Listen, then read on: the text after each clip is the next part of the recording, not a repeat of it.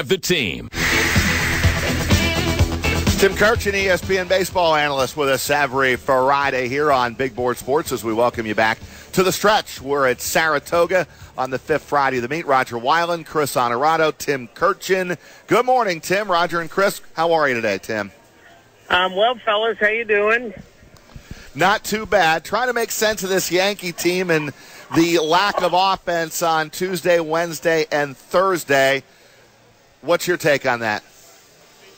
Well, they're not a very good offensive team right now. Just look at that lineup without your regular catcher, without your regular right fielder, both of whom are destructive offensive players.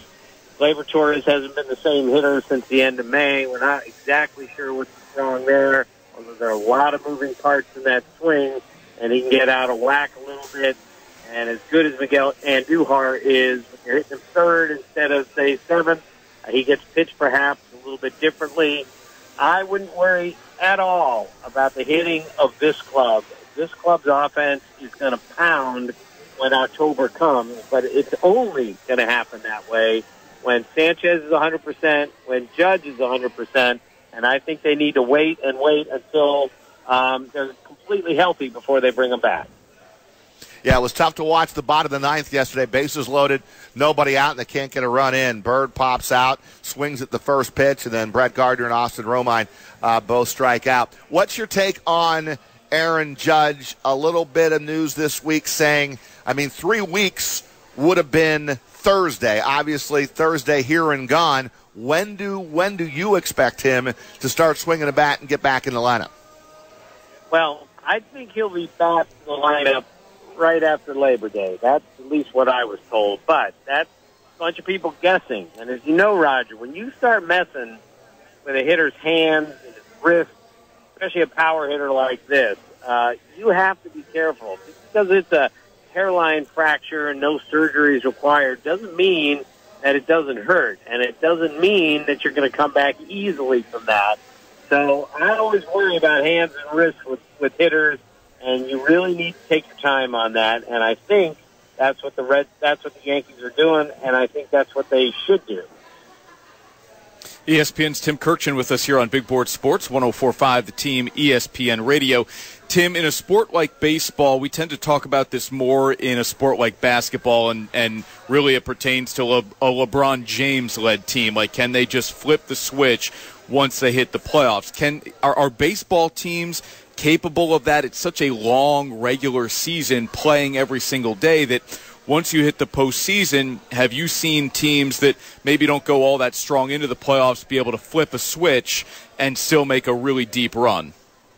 Absolutely. 2006, the two teams that I thought, and so did everyone else, had very little chance to go to the World Series were the Cardinals and the Tigers, with the way both of those teams finished the season. Talk about limping in. And, of course, the Cardinals played Tigers in the World Series. So you never, ever look and say this can't happen or this team's red hot. They're going to be red hot in the playoffs, or they're terrible going in. They're going to be terrible in the playoffs. This is baseball. There is no predicting it. So, yes, the Yankees will have the ability to be an exceptional team when October comes around. But again, it's got to be with health, and right now they just don't have it. Can you make sense, Tim Kurkjian, of the Mets scoring 16 runs in Baltimore against the Orioles, and then following that up with a franchise record 24-run performance in Philadelphia against the Phillies in Game 1 of their twilight doubleheader yesterday? No, there is no sense to be made of this, which is why baseball is so great. So many things happen that you slap your forehead and say, how can that happen? The Mets aren't going to have, potentially, anyone with 60 RBIs this year. They might have fewer RBIs out of their 4 spots than any team since the 71 Angels. That's how much of a struggle it's been offensively for them this year. And then they go out and set a Mets record for runs in a game, for margin of victory yesterday, and they set a Mets record for most runs scored, 40, in consecutive games. The record had been 34. They demolished it. So this makes absolutely no sense how this can happen. but this is why baseball is the most fascinating game there is. It usually doesn't make sense, and there's usually no explanation to so many things that happen. Well, when Jerry Blevins gets his first major league career hit, that's when you go, oh, boy, this has been a heck of a game one for the New York Mets. And then Batista with a 7 RBI performance. Yeah, the Mets are going nowhere, but that was interesting yesterday, to say the least.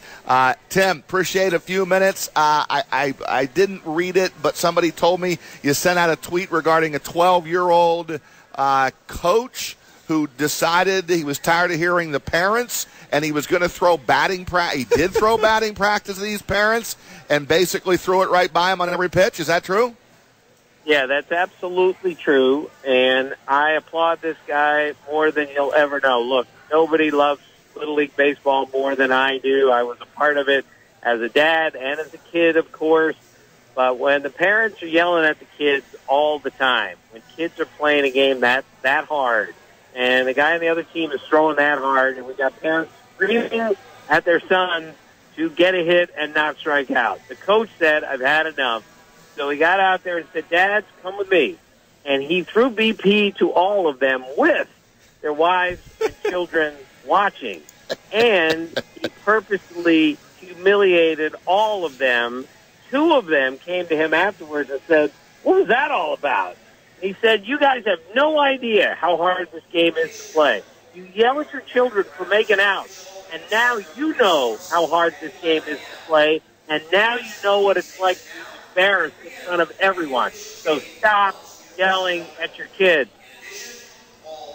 I love it, Timmy. I'm a dad, a coach. My son, he'll be in 12. He'll be a 12-year-old next year at Colony Little League. So your tweet this morning hit home to me big time, and I'm a big fan of the Little League World Series. Tim Kurkjian, have a great weekend. Thanks for a few minutes, as always, on the Friday show here on Big Board Sports.